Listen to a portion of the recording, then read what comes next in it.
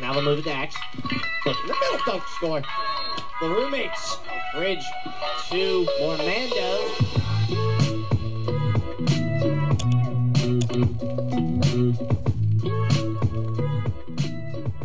This episode is proudly sponsored by Edvative Learning. If you are an education major or anyone considering a career in teaching, you won't want to miss this. Edvative Learning is an innovative educational consulting company that is revolutionizing the way aspiring teachers prepare for their careers. As a proud sponsor of the Lax Lounge podcast and Cabrini lacrosse, Edvative is here to help you take your teaching aspirations to new heights. Edvative offers a comprehensive one-on-one coaching program tailored specifically for those interested in entering the teaching profession. With Edvative's coaching program, you'll receive personalized guidance and support to help you succeed in your career. They provide mock interviews, guided job searches, resume optimization, and much more. Their team of experienced educators and career coaches will equip you with the skills and knowledge needed to excel in the competitive world of teaching. One of the most incredible aspects of Edvative's coaching program is their guarantee. Yes, you heard it right. They guarantee at least one job offer within the first 3 months of coaching. That's an amazing opportunity you don't want to miss. For just $250 per month, Edvative guarantees that you will receive at least one job offer.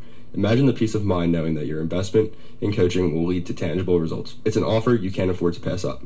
So whether you're a current education major, a recent graduate, or someone looking to make a career change into teaching, Edvative Learning is here to support you and guide you in every step of the way. Don't miss out on this incredible opportunity to secure your job as a teacher. Visit their website at www.edvative.com to learn more about their coaching program and how they can help you kickstart your teaching career. Once again, that is www.edvative.com.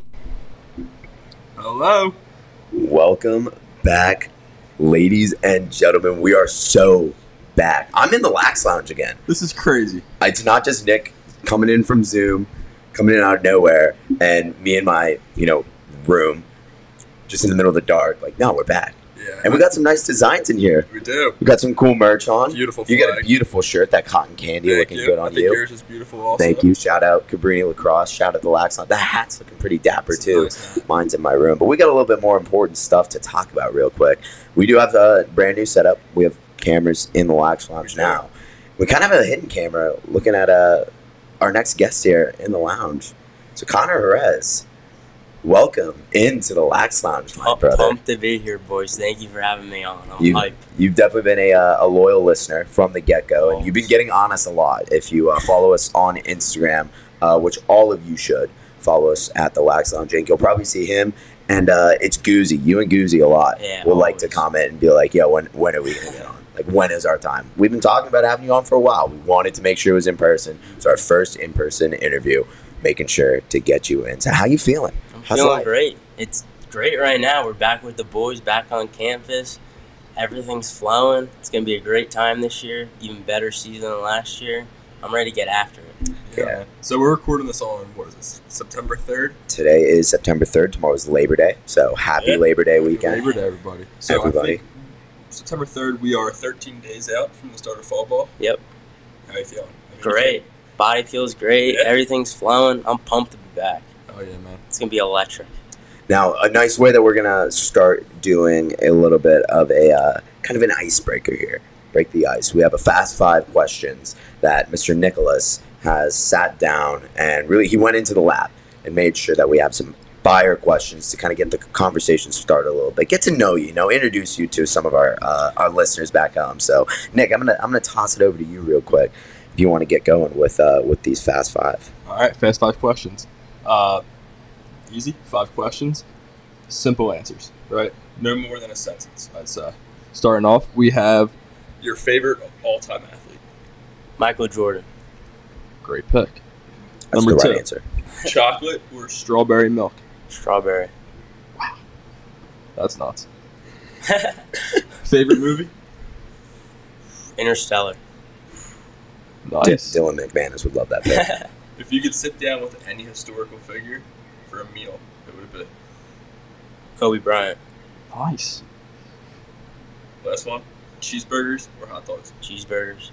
That was quick. Okay. That was good. Yes. The only thing that I have to say on all of those, actually, I kind of have a follow-up. First off, before we go, if you want to get your merch, check out the thing that we have on the screen right now. Go to laxlounge.com. If you had to have a dinner with anyone, why Kobe?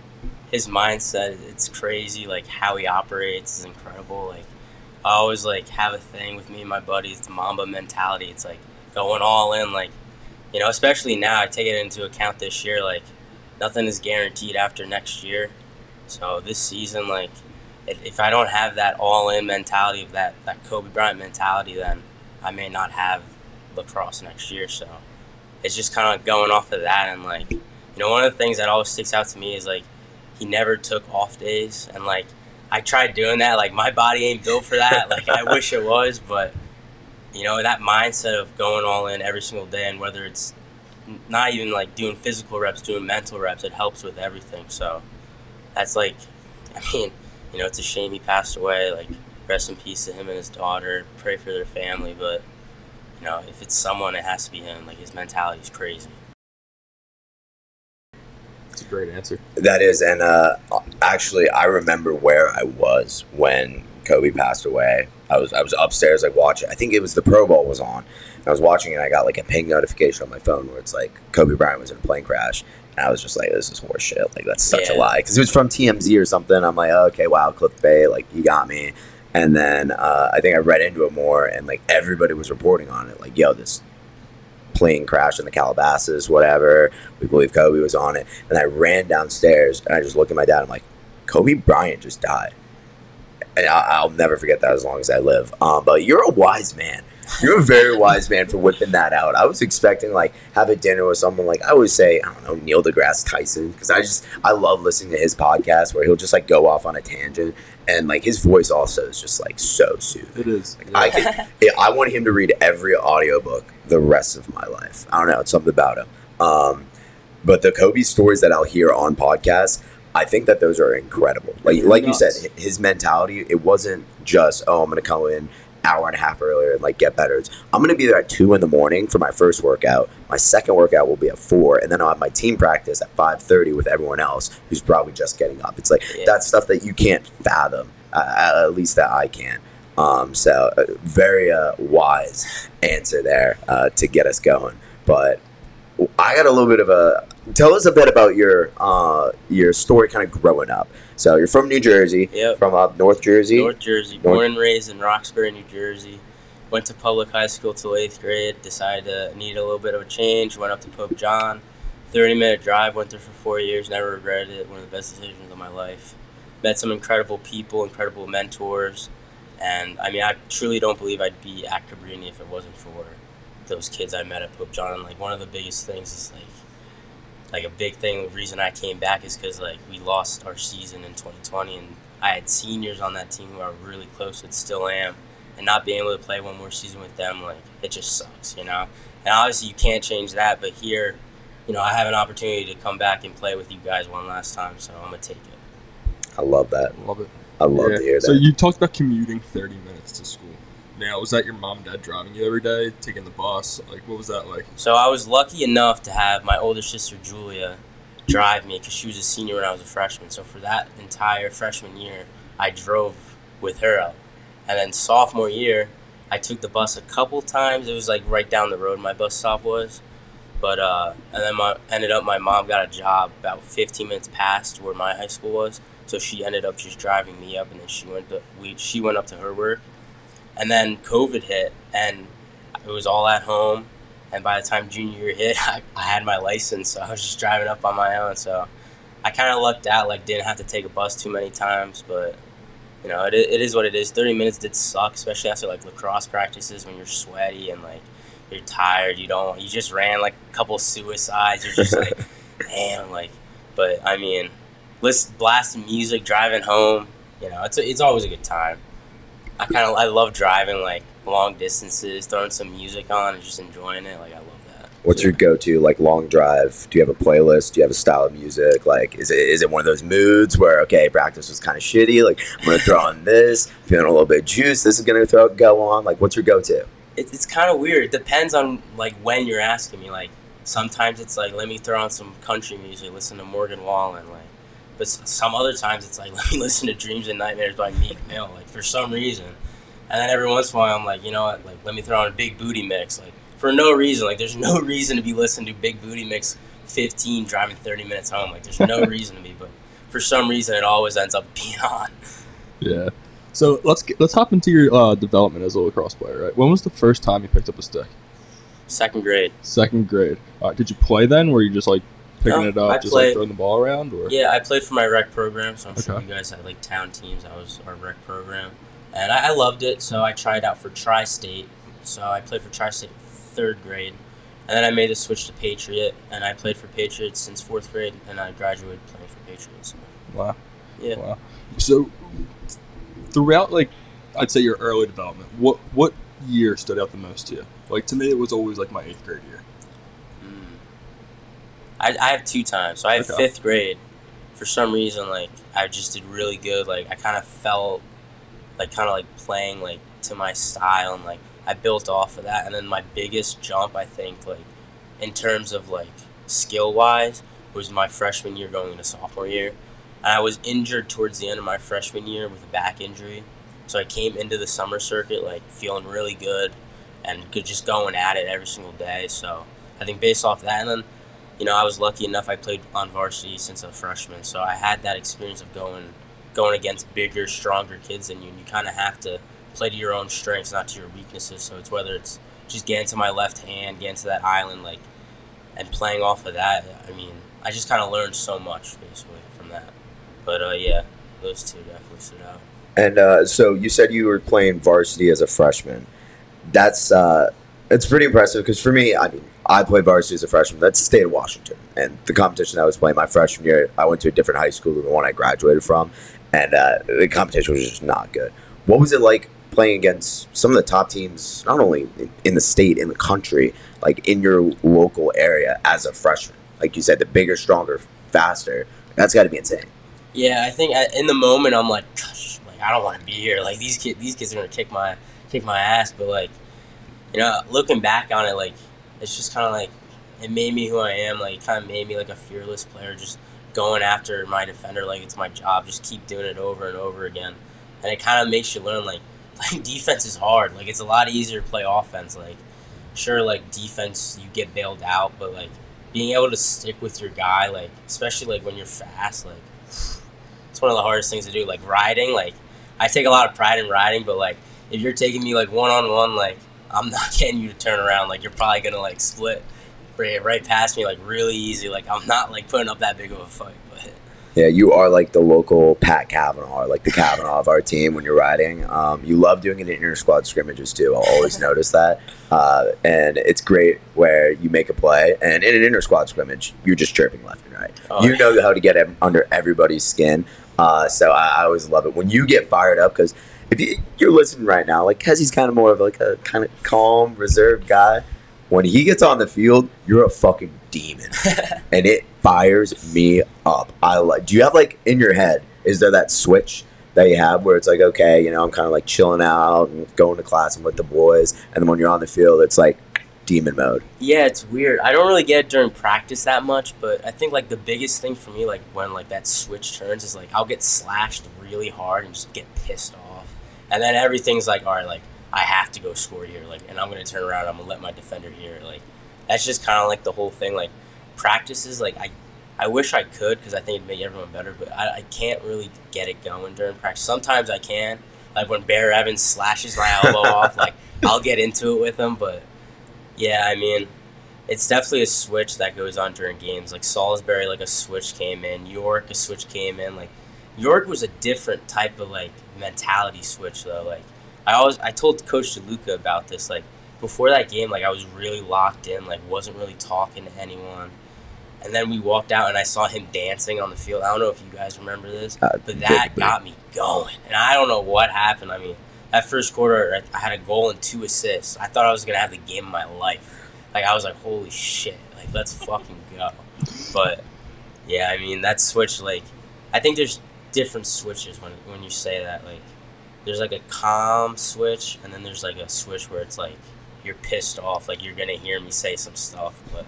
That's really interesting. Like that's something that I've been a lot throughout my like kind of development later on, as like later in high school, college, and it was really like my senior year. I noticed this a lot where I was struggling to flip that switch because I was captain of our team. Like kind of had I put a lot of pressure on myself, and it was hard for me to go from like, hey, the team player who's like got to be a leader out there, and like the guy who has to like go fight for himself too. And my dad pointed this out to me this summer when I was playing box lacrosse. It was one of our bigger games of the year. We're playing the Seattle Kings, who were they won the NABLL, which was like the regional thing. So they went to nationals. Long story short, we don't like them. And it was one of the most like contentious atmospheres I've ever played in. Like, imagine the Salisbury game, but on steroids, because these are grown-ass men who are just out here trying to relive their glory days, and like they want to kill you because you're in college. So I came into that game like kind of on the drive over. I was a little bit nervous, obviously, and the entire time I was thinking, this is going to prepare me for like this season when we get to a big name game. Like, I was thinking right away, like F&M. Like, I'm going to have nerves stepping out onto that field because, like, realistically, everyone's going to get a lot of playing time. We're all going to have to jump into new roles. So I went into that game like, this is going to help me to figure out what I need to do to be successful in those scenarios. And throughout the early portion of the game, I was kind of playing a little bit timid, where it's like, first play I ran out, and the defender, who's probably like 6'1", maybe 225, I drive in and try to set a pick on him, and box across picks, like, you just try to blow the guy up, and he literally just drops his shoulder and like runs right back into me and jams me backwards, and I literally was just like, whoa, that's how we're gonna play. Later on in the game, I think I got cracked again on, like, I was setting a pick, and instead of going for my body, I went for my head, and like knocked my helmet all the way up. Like, I came off seeing stars a little bit, like days, and I remember I just looked at our GM, and I was like, that's so fucking bullshit. Like, that's just not okay, whatever. Like, I was pissed off. And then I went out, and the next possession, I think I had an assist, and then 2 possessions later, I scored a goal. And my dad's like, dude, do you need to get hit in the head, like, every single game? Because something about that, like, you just started playing pissed off, and it was working. So that's something that I'm really going to have to start. It's something I want to focus on, finding that good balance of, like, you know, got to be a glue guy. That's kind of just it's my MO right here. But at the same time, knowing when to flip that switch and how aggressive it needs to be so that it can play on to any style of game. So I've always been impressed with how you're able to manage that, to say the least. Do you think that feeds into what you said before with the whole Mamba mentality? Is like you with the whole like love for Kobe, being able to have that switch just the same way he did? Yeah, I mean, the whole in my eyes, Mamba mentality, like Kobe was like that all the time, and I think like, yeah, that's good, but like, you know, I also want to be a good teammate, and like, I'm not saying Kobe was a bad teammate. Like, I'm sure he was a great teammate, but like I want you guys to be able to look at me, like, smile, like I crack a joke, you crack a joke. Like, I feel like with Kobe, like, I could be completely wrong. I feel like he'd be like, "Oh, what's up, Kobe?" and he'd just be like, I'm a big, like, you know, what's the word? I mean, it's all about balance. Yeah, and like, it kind of goes back to like, yeah, sure, like, in game, like, I can be like that, but like off the field, like, it's that balance. It's like, you know, you don't want to be like that all the time, because like, you know, maybe you want to be, maybe you don't want to be, but I don't want to be, because I want to have a good time. And I'm not saying Kobe probably, sure, he had a great time. I mean, he's one of the greatest players ever, but I feel like, you know, it's just goes back to that balance. I think, you know, you want to have that balance. You don't want to be like that all the time. You want the people around you to enjoy being around you. You don't want to, you know, push like their buttons, just being like super serious, like straight face, no emotion. Like, you want to have emotion. You want to play with emotion. But during the game, you definitely want to play like Kobe. I'll tell you that. But like off the field, like, have a good time, smile, crack a joke, hug your brothers, all that. Like, I'm all for that. Yeah, I think the impressive part as the ice maker is making ice right now. The impressive part for me is how, when you do it, we see how much you care, and that's what makes it mean that much more, because we see both sides of like, oh fuck, like Hezzy's about to lose his head, I have to go out there and like make sure that I'm holding my own as well. Or like when somebody comes into the huddle and it's like, say it's Lynchburg and we're down 8-0, and somebody comes in and they're just fine. I think it might have been PJ, might have been Cout, someone just started screaming their head off, and you're just like, yeah, this is what we need to do. Like, he's doing that because he cares, and because I care as well, I need to fight for him. So that's kind of that's how I see it. And again, is what makes it a lot more impressive in my eyes. But kind of transitioning, we're in college right now. You're saying like earlier in your high school career, you got a lot of playing time. Last year, tell me your perspective coming in from the fall, off your senior year of high school, had that full year. You're in college, fall ball, you're getting some good playing time, working your way up the roster. Like, what was that like from your perspective? Well, the biggest thing for me, and I talked to my mom about it, was more just learning. You know, obviously college and high school are completely different. You know, you got the shot clock, all of that, goal mouth, all that. You want to learn. Like, I remember the blue and white scrimmage, like, instead of throwing the ball to the corner at the end of the shot clock, I forced it on the crease, and Coach Hill calls me over. He's like, hey, like, don't do that. Like, because think about it, you're throwing the ball towards the other team. Like, instead of just throw it the other way. Like, all that, like, learning, I think that was going to help me a lot. So the whole mindset, like, going into the season, like, from fall until January was just learn as much as you can. Like, you're gonna get time, like, go out there, do everything you can to get more time, but most importantly, learn, because at the end of the day, next year, you know, and granted that this was last year, we thought we were gonna get some more freshmen, all that, we thought everything's gonna be normal, but, you know, like, you know, Mike, if he stayed, you know, whether he came back or not, you know, you never know. So it was just all about learning and being ready to step up when someone else needs you to step up. So. Did you ever have a big culture shock, kind of that first semester, where it's like, whoa, like your welcome to college moment? Like, I remember, I think it was in our blue and white scrimmage my freshman year, I back cut somebody, caught the ball, scored behind the back, and I did a sell it. I kind of just blacked out where I was like, holy shit, that was really cool. And I did the, like, Gretzky swoop, and that ran off the sideline, hyped up, and one of the captains came up to me. He was like, hey, never do that again. Like, welcome to college, but that's going to get you on someone's X list. Like, we all like you.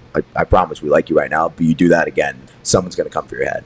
I was like, holy shit. Like, I'm just a little freshman ass me is shitting bricks over there. Like, I don't know what to do. Did you ever have one of those moments? Not a guy saying that someone was going to come for your head. Definitely. Like, I remember my first captain's practice. I have my gold helmet on. Well, the entire defense is calling me Notre Dame. And there's a ground ball, right? I think I dropped the pass. There's a ground ball, and Brady Ronder's behind me, in my ear, pushing me on the ground, like, playing, like, in a game, like, obviously going to keep our possession, like, all that. But, like, in that captain's practice, like, you just push me on the ground in my ear the whole time. I get the ground ball. I fucking pass the ball. And Brady Ronder's, like, in my ear chirping me the whole time. I was like, wow. I was like, I got to lock in. Like, these guys are, like, I mean, these guys are chirping left and right. Like, I got to toughen up a little bit. Like, I wasn't used to all of that.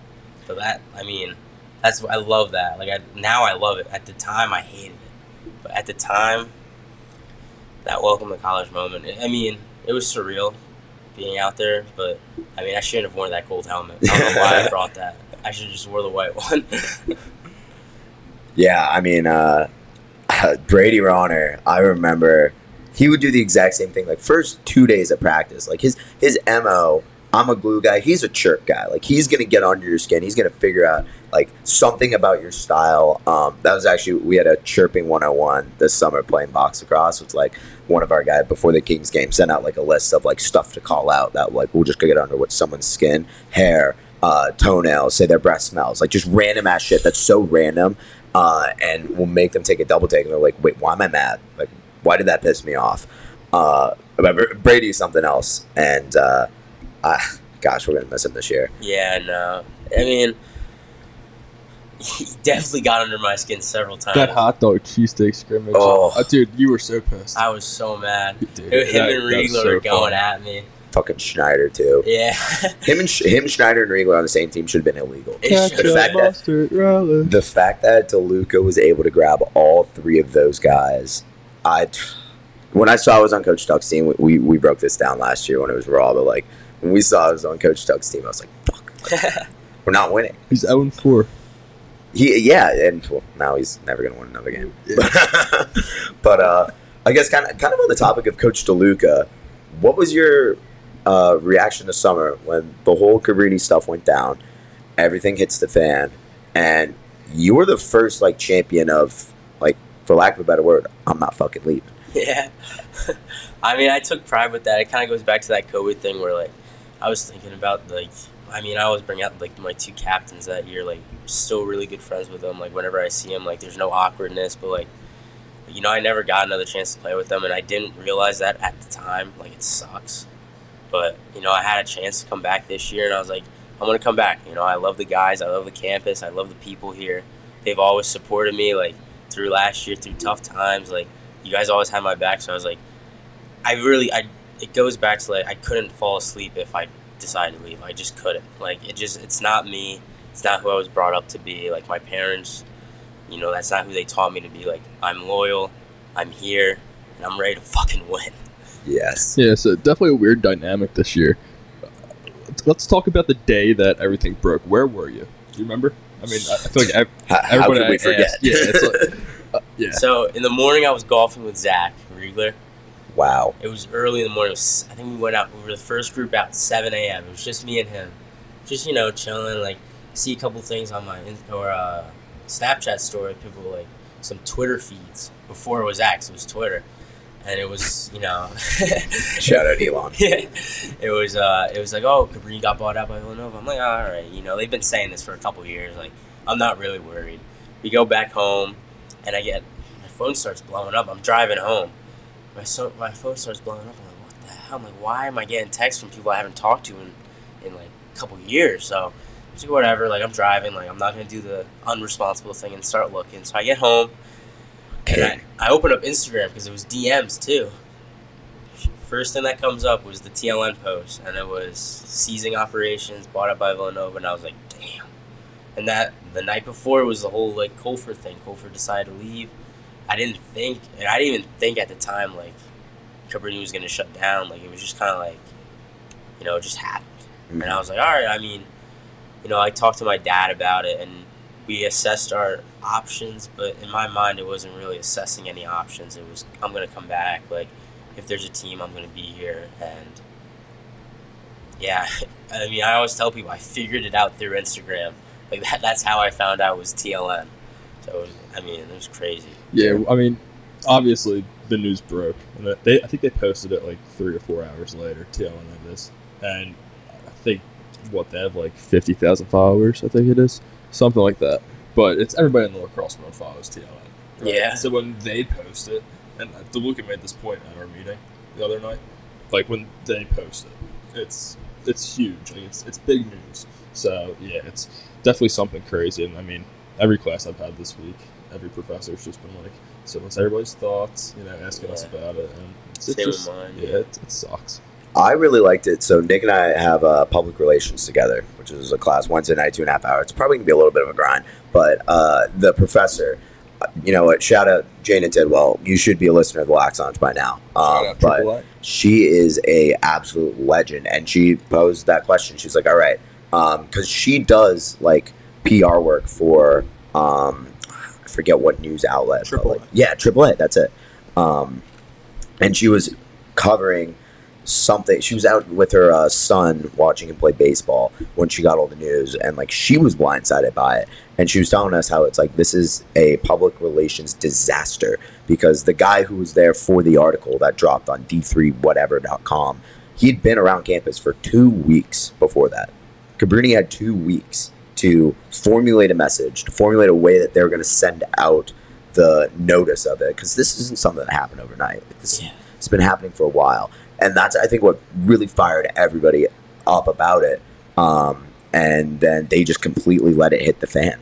Like, out of our control. They were 3 hours late on the announcement from the president, who was saying, yes, these rumors are true. They had that video made. The more that I look back on it with, like, how organized it was once they finally got their message out, the more pissed off I was. Because I'm like, you've been ready for this. You've been waiting, and you just absolutely let it slip out of your fingers. Yeah, wow. Ugh, it just fires me up every time. But we're so back. We're so back. It's good to be back for sure. It is good to be back. Back for one more year. So, I mean, I know it's a little bit early probably. What are your thoughts for next year? I mean, you have 2 more years after this year. Unlike us, I mean, we have this year and we have 1 more year. Mm-hmm. So, where's your head? Have you put any thought into it? I mean, I'm sure you have. Yeah, it's hard not to, obviously, but I always, like, try and focus on this year, like, live where my shoes are at, not look forward. It's hard not to, especially because there's, like, a 30-day window. Like, I still don't understand how the transfer portal works, so we're going to have to figure that out. But from what I understand, it's like 30 days you're allowed to be in it, and then you can make your decision. But I mean, I love D3. I feel like it's a perfect balance for me. Like, my body isn't necessarily in the best shape right now, but it will get better. So it's kind of like, you know, stay D3, have more fun, you know, live that good balance, or, you know, I can step up, try and go D1 and then go from there. But I don't know, it's going to be a huge decision when it comes. But right now I'm focused on this season. I'm focused on having fun with the guys, fall ball, fall brawl, down in OC. I'm hyped for that. Yup. But yeah, it's just focusing on where I am, focus on this year. We'll go for, when the time comes. If the time comes, I'll make that decision. But yeah, that's where my shoes are at. I think the most fascinating part about when we first caught up, you said that you never entered the transfer portal. That blows my mind for one reason only. How many points did you have last season? 97? 98. 98. I knew it was 98. I was going to make him say it. Because we all know our stats. But so you had 98 points last year as a freshman in college. You were the man, offensive player of the championship game. Should have been rookie of the year. But no shots at Detroit. Actually, Detroit had a good season. Yeah, Detroit deserved it. Yeah.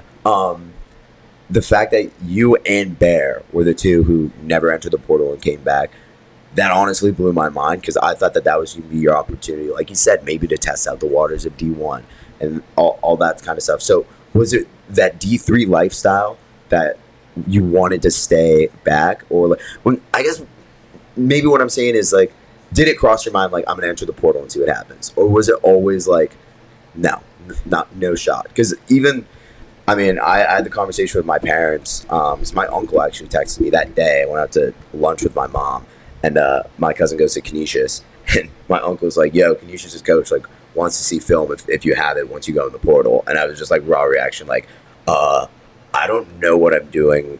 I don't even know where I am right now. Like, I'm on my way somewhere. I'm trying to wrap my head around it. Like, I'll get there when I get there. But it crossed my head where it's like, should I enter into the portal, see what happens? Like, a bunch of old coaches that were recruiting me reached out, like, hey, you know, just sending my condolences. Like, if you ever need anything, let me know. What was that mindset when you decided, no, I'm not entering the portal? Like, I'm just locked in. I think it was always for me, and it was always staying. Like, I never really thought about leaving.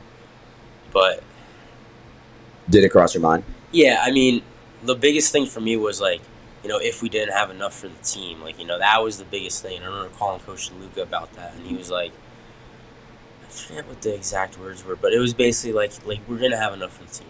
And the big thing was, like, if people keep saying, oh, I don't know if we'll have enough for the team, well, if you just say you're coming back, guess what? We're going to have enough for a team. Mm-hmm. And we end up having enough for a team. So, I mean, it goes back to that, but it never really crossed my mind. I never wanted to leave. I still don't want to leave, you know. Like, it sucks that I have to leave next year, but the bonds that, especially this year, this group of guys that we have, it's going to be incredibly close. Like, I'm pumped for it. I already thought I was close with you guys last year. Like, this year, it's going to be incredible how much closer we get. So I'm pumped for that. But, yeah, it was always staying, ride the ship. Like, I remember putting in that offensive group chat. I was like, if you leave, you're soft, like, right away. And yeah, I remember putting that out there. I was like, well, now if I end up leaving, like, I'm going to be soft. Like, I can't be soft. So I was like, you know, as a joke, joking with myself. But, yeah, it was always stay, ride it out with my guys. So. That's what I mean. He can fire us the fuck up. Yes, sir. It's the silent ones you got to worry about. So, outside of lacrosse, we've been talking about that for a minute. You're an avid golfer, aren't you? I golf a lot, yeah. I was talking to Zach Riegler. We were neighbors this year. Yep.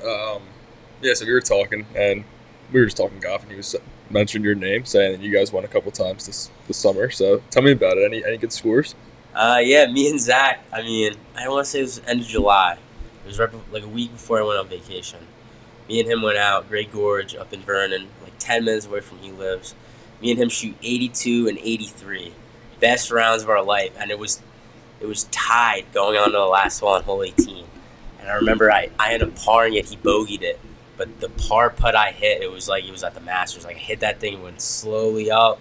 Then I saw it trickling. I was just like, literally like I just won the Masters. I was like, took my hat off, shook his hand. I was like, good game. I was like, I'm never golfing with you again. No, but yeah, me and Zach golfed a lot. I mean, Mondays and Fridays are always reserved for me and him this year. for this summer, and now even in the semester we have Fridays off, so we always golf Fridays. We always get after it. It's a good time.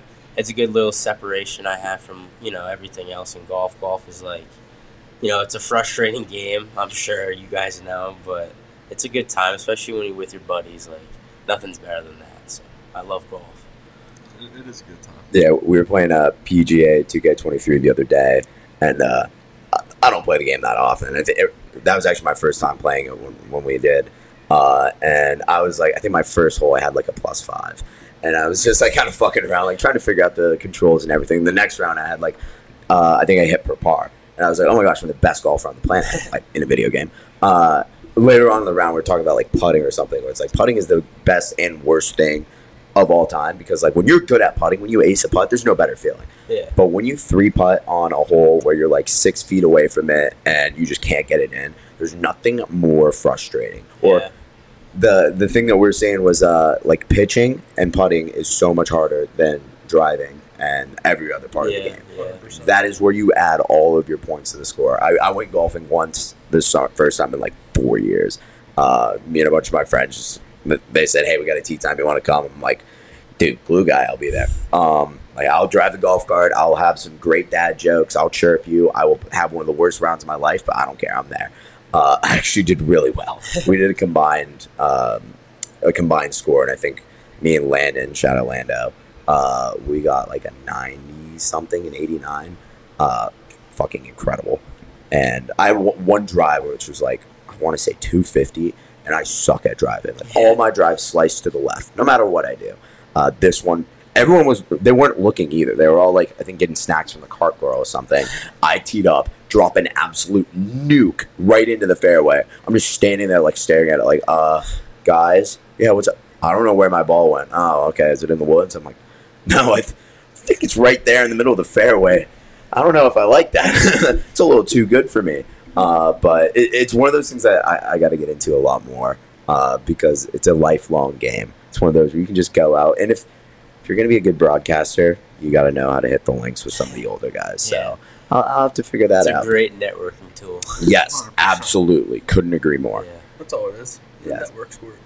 And we've actually been messing around here. Nick got the little like plastic practice golf balls. Yeah. So it'll just be you and Waldo played mini golf in here the other day, didn't you? Waldo came over to buy a couple shirts, and we played 9 holes. Oh yeah. In this vicinity. Yeah. That's sick. It was fun. It was a good time. I think Waldo beat me by 2 strokes. Oh, that's brutal. It is brutal. It's definitely brutal. Especially since it's Waldo.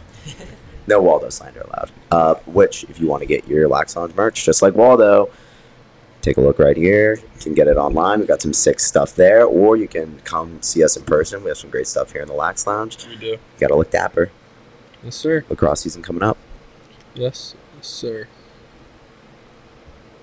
Alrighty, what timing are we looking at right now? 38 minutes in. We're kind of crushing this. We are crushing it. We're doing pretty good. So outside of lacrosse, outside of golf, what other things do you kind of have going on with your life? Like what makes you tick a little bit? Or actually, what was like some of your highlights of your summer vacation?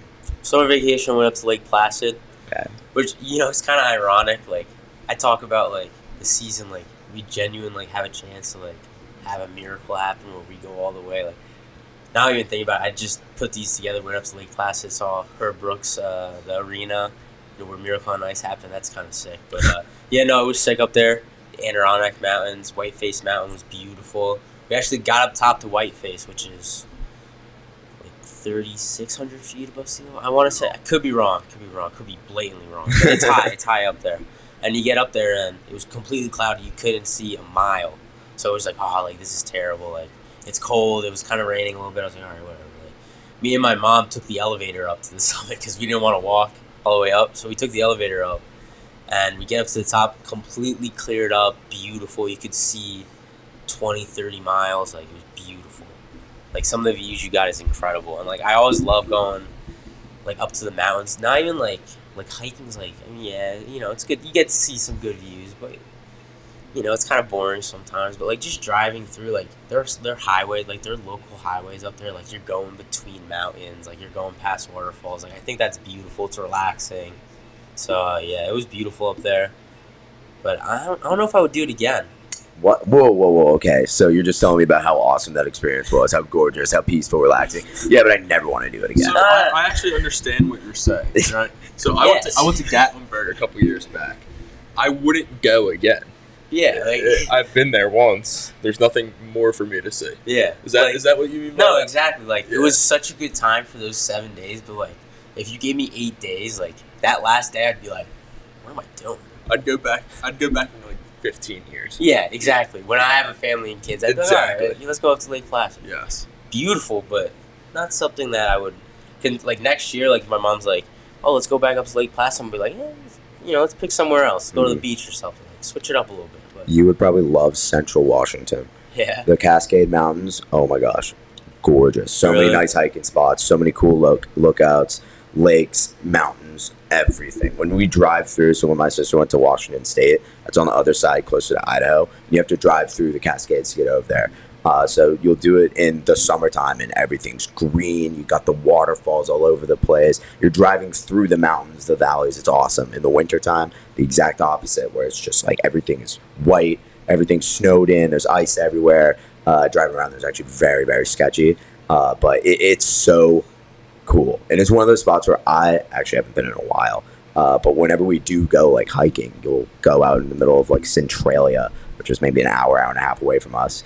And you kind of just hang out with nature for a little bit. Yeah. And like just you and the boys going on a hike, if it's like a 2.5 miler round trip where it's like 5, there's nothing better than just like the random conversations that you had. Like I think it was last summer, me and a couple of my hometown friends, we did a hike early on. And it was fresh off of like, we all just finished our first year of college. My one friend's in a frat at UW, and he's like, if you told me 10 years ago that kid would be in a frat right now, I would laugh in your face. Like, he is the least fratty person ever. He's probably going to be president of the frat next year. And I'm just like, Lance, you got to tell me what is going on. Like, I love it, dude. But how the hell did this happen? And like my other friend Miles, who's plays hockey in El Paso, like minor league hockey, and he's just a freak of a human being. Like kind of just connecting with those people, getting all the way up, enjoying all the sights and sounds, kind of seeing some of the different animals that are around. It's so awesome. You definitely enjoy it. So make a trip out to Seattle soon. It doesn't just rain, I swear. Although it rains a lot. Every day. Every single day. I've actually never seen the sun a day in my life. That's my least favorite thing. I do like it actually. Where whenever it rains out here, everybody will just turn to me and be like, "Oh my gosh, you feel right at home." Like it just only rains in Seattle, right? Like you've never seen the sun. I'm like, stop, please. So yeah, that's sweet. That's sweet.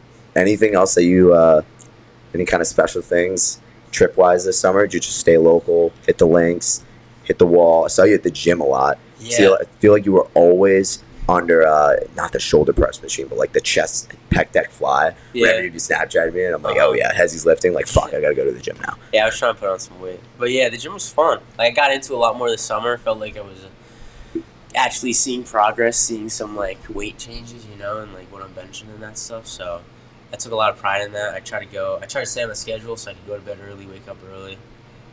But yeah, I mean the gym's always fun. I mean, I wish I had someone to go with. So if anyone's in North Jersey listening and they're trying to lift some weight, let me know. But yeah, I mean it was a good time. But yeah, a lot of golf, like absurd amount of golf. Like the amount of times I've played this summer, you'd think I'd be on the tour right now. How many times do you think you played? Over under 25. Over. Wow. Hard over. Easily. Yeah. On a course. Oh yeah. 18 holes. Yeah, absolutely. Wow. I've probably done that in 1 month. Like you think about me and Riegler go Monday and Friday, right? 18 holes, almost every single week. So that's what is that? That's 8 right there. Damn. I bet you I did 25 in a month. Wow. Yeah. Couldn't be me. It couldn't be me. No. Couldn't be me. Now, do you walk the course or do you take a cart? I bring a cart, man. I ain't walking that. Yeah. I ain't built for that. Yeah. But The place I work at, we're able to golf there on Mondays. It's a beautiful course. I just hate walking. Yeah. So I'll play the front 9 and then I'll leave. But it's 3 hours when I walk it instead of like an hour and a half when I'm in a cart. So it's definitely tiring. And it's definitely frustrating. If you're out in the sun and you're not playing well, You're sweating too. You regret everything. Brutal. Every life decision. You start talking to yourself. You're like, what the hell are you doing? Come on. And then people see you talking to yourself. Yeah. You talking to me? Like, nah, man, I'm talking to myself. I'm sorry. Well, my favorite was when we were playing, because we actually like kind of screwed up. Our tee time was at 4 o'clock maybe. The guy who made the reservation was going to be 20 minutes late. So to me and Carter, who's goalie at Western New England, shout out Carter's beauty. We were there first, and it was funny because we were the two farthest away. Like I drove 45 minutes to get out to this course. We get there way early, check in, whatever. We're like, okay, yeah, we're waiting for our boys. Like get the golf carts. Boom, they all show up. We're 20 minutes late. Kind of pull up to the first hole, and we like kind of start getting loose. And the director of the course or whatever comes over to us and he's like, "What are you guys doing?" We're like, "We're about to tee off. What does it look like? We're not having a sword fight over here." And he's like, "You can't just walk in and like golf whenever. Like your tee time was at 4, you missed it. You needed to be here 30 minutes early for that tee time, and that was an hour ago." And we're just like, so are you gonna like give us a refund, or are you gonna let us golf? She's like, "Well, I'm gonna let you golf this time, but next time it's not gonna be like that." I'm like, "All right, we're just never coming back here." And then we ended up having a great day. But the people in front of us and behind us were like way better than us, especially the guys behind us. And we'd be on like a par 5 where we all just finished driving off the box, and they're like on the green at the par 4 behind us, and we're just like, oh fuck, like these guys are gonna hate us. So I think it was the first 8 holes or so, they were right on our tail, and then we finally got to a par 3 where we're like, yo, like you guys can just hop in front of us, like do your thing. They took a bunch of pictures of us too. We're just like, you make the most out of it. Like again, when I go golfing, I don't go to do well. I go to have fun, to have a blast, spend some good time with great people. I hit a 98 the last time I golfed this summer. First time ever breaking 100. Nice. Great feeling. Yeah. And it wasn't like I didn't hit the range at all. Like a week prior, like just didn't do anything. Just hopped on the course, shot 98, felt good. But like Fritz said, I was just having fun. I wasn't even keeping my score. At the end, I have 18 birdies, so I guess I was keeping my score. But I wasn't like counting my score. I couldn't have cared. But yeah, I ended up getting 98, and it was a great feeling. I played Ballyowen with my head coach, Chris Hoffman. Just retired, actually, so... Congratulations, Coach. Yep. Great career, 100 wins, the GOAT at Pope John Lacrosse, no doubt. But he brought me and one of my friends, Dane Armstrong, one of the captains on that 2022 team. We went up to a Ballyowen. Usually it's like 140 a person to play there. He got us there for free. Most beautiful course I've ever seen. They had a driving range before, and then you went up to the first hole, you played, started off a little slow, ended up shooting a 90, and a legit 92, because my Coach Hoffman, that guy's a hardo when it comes to golf, man. To the books? Yeah, he is to the books, but I mean, he's also insane. He shoots he broke 80 this summer, he was telling me, which is crazy. But yeah, I mean, that was such a good time hanging out with those two. But yeah, Ballyowen was beautiful. Golf is always a good time, but it gets me pissed off. You think I get pissed off with lacrosse, man? You haven't seen nothing. I will say, where I dominate, I might not be the best golfer, but when it comes to mini golf, I'm a king. I am a king. I could probably enter into a pro tournament right now and maybe finish top 10. Completely lying, but like if I really devoted myself to the sport of mini golf, I think I could do something. You ever watch that on like ESPN? The Ocho? Yeah, oh my gosh, yeah. The Ocho? It's crazy. Dude, ESPN The Ocho. That's my favorite week of sports the entire year. Midsummer, awesome. You get all the most random stuff ever. Like we were sitting at my buddy's house, and we're throwing on corgi races, and we were like putting our live bets on. Of course, it's just like under the table stuff. Where okay, I want I think it was King Charles was the one that I was going for. I'm like, I want King Charles to win. Like, I'll go buy you. I'll buy you lunch tomorrow if like they win, something like that. And we're sitting there like screaming our heads off at fucking corgis racing at. The funniest part is this was taking place 2 hours away from us. Like where they were doing the race was at a horse track in Piala, which is like down south from us. And it's pre-recorded, so we're like at first, we got to go like right now. Let's get tickets. And now we're thinking like, hey, next year, are we gonna slide to these corgi races? Like, we're all gonna be 21. We can kind of just like mess around, do whatever. Like, if I'm not a college athlete anymore, throw a couple bucks on something, like see what happens. It looked awesome. or they had like this beer holding contest where they just had a pint and you'd hold it out for as long as you can. And I'm telling you, the broadcasters do an amazing job. And this here, I'm going to geek out about this for a second, but the broadcasters do so good at pretending that they know exactly what's going on while having no clue what's going on at the same time. Like they're walking you through this beer holding contest and they're building up the intensity where it's like, oh my gosh, like I'm locked in right now. Why do I care so much about this guy with a beard who's a 3-time champion about to lose to this scrawny guy to his right who's just like struggling like crazy? So awesome. So one of these days when I do hopefully make it to ESPN, I'm not going to be in Monday Night Football. I'm not going to be in the NBA. I'm going to be on the Ocho. I'm going to run the Ocho. And I think I'm the guy for the job. So ESPN, if you're listening, if you want someone to take up any of those games, you can hit us up. Lax Lounge, what's her email? Whatever. The laxlounge23@gmail.com. Hit us up. Yeah. You gotta plug. You gotta plug wherever. It's all about networking. Yeah, that was a cool thing I was able to do this summer actually, was work a lot of journalism jobs, which I was kind of telling you guys about.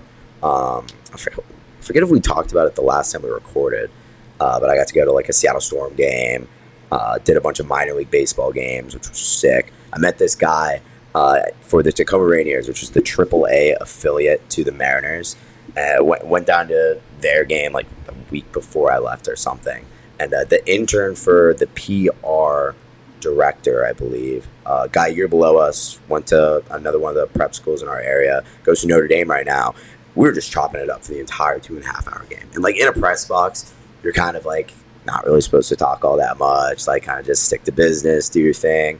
There's stuff going on, you like make a comment here and there, but like it's very laid back and kind of a working environment. Absolutely not the case here. One, the press box, it sucked viewing wise, like you couldn't see shit. Like a home run went into left field and I had no idea where it was, so I had to look at the TV to like figure out what was going on. But all that to say that we were literally just chopping up for 2.5 hours, like telling our entire life stories. Like I told about, oh yeah, I go to Cabrini, and like at first I always try not to mention the whole like, well, I won't go to Cabrini next year because it doesn't exist. And then it kind of just came up in the flow of conversation. He's asking me all these questions. Oh my gosh, what are you going to do here? Like, what do you want to do like this? And just he came over and was asking about my writing process too, which I thought was hilarious because like you kind of just figure that shit out on the fly. Like when you're doing a game recap, there's not really, oh, like I do this, this, and this. I'm like, honestly, I kind of just take notes and then I'm going to go home and put my notes into words and call it good. But yeah, that was a lot of fun. And I mean, just fires me up. I love being in the atmosphere of like a stadium or something like that. Just being around a sporting event. So I think I found what I want to do in my future. Capital J journalism, capital B broadcasting. Talking about like playing in a stadium and all that, have you ever, what would be the right wording here? Do you ever get more nervous having to play in front of crowds? Now that like on a bigger stage in college, like is that something that has ever, I don't know, struck fear in you?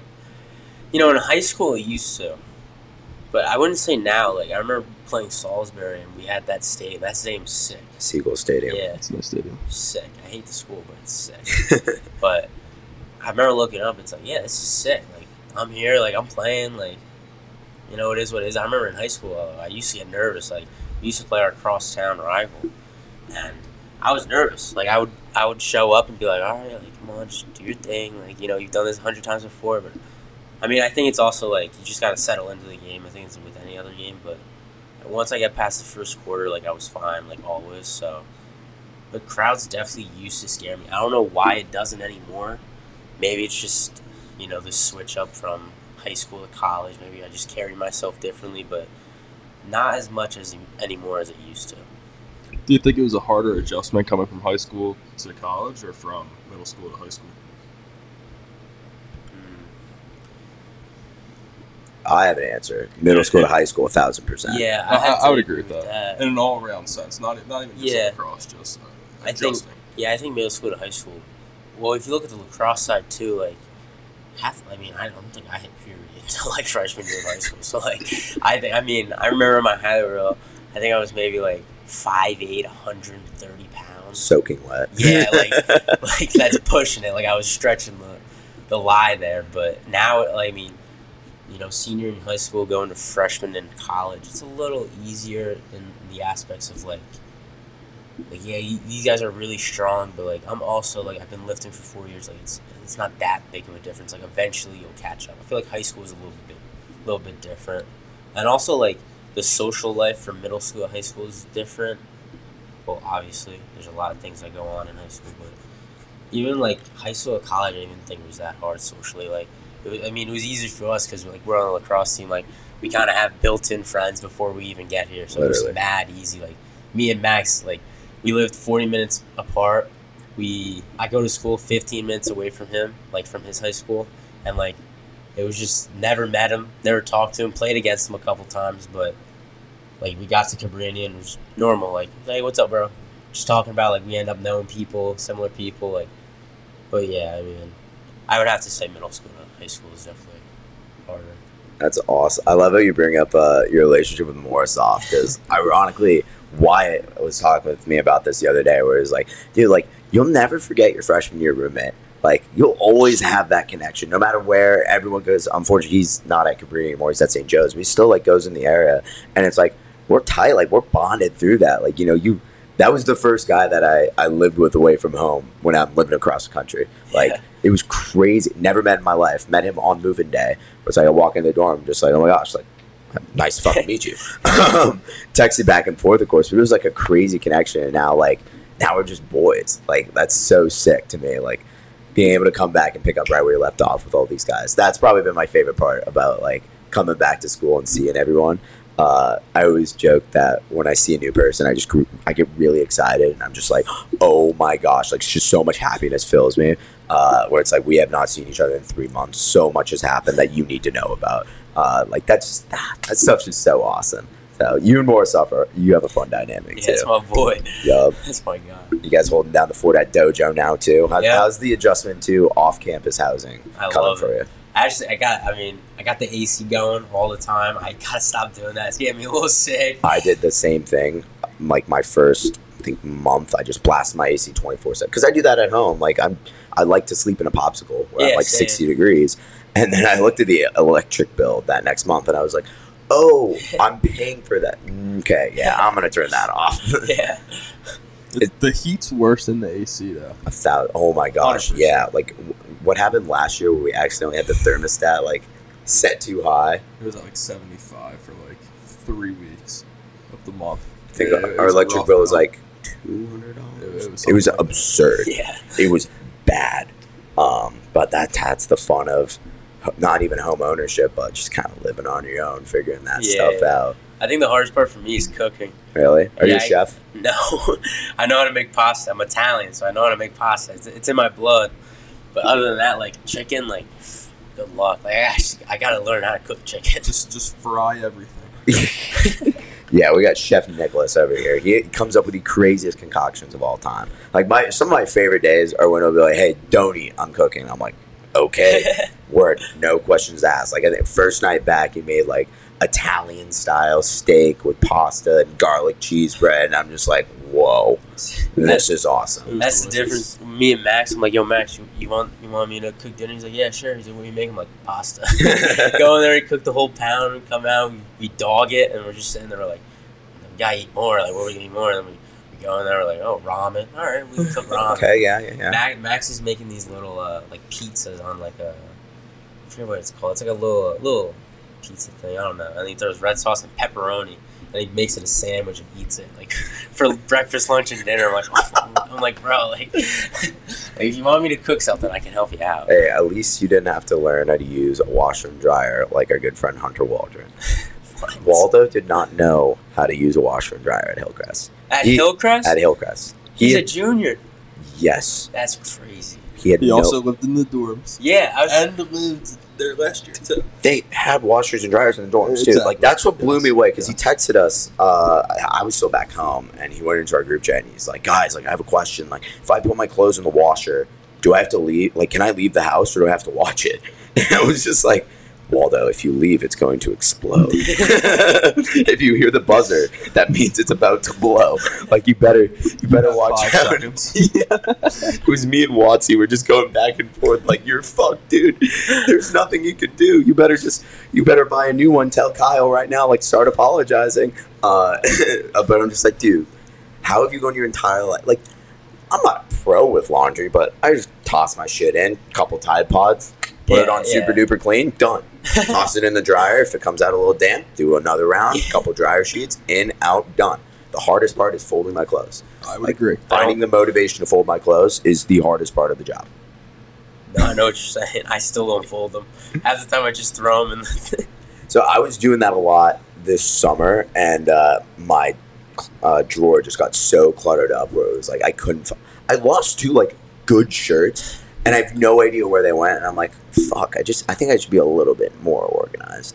So I'm trying out right now. It's week 2 of like actually having everything folded and like kind of not sectioned off, but like, okay, Cabrini shirts here, going out shirts right here, everything else over here, and like kind of like keeping it stacked up. I guarantee that's going to last maybe another week, and then I'm going to get tired of it and be like, nah, we're not doing that.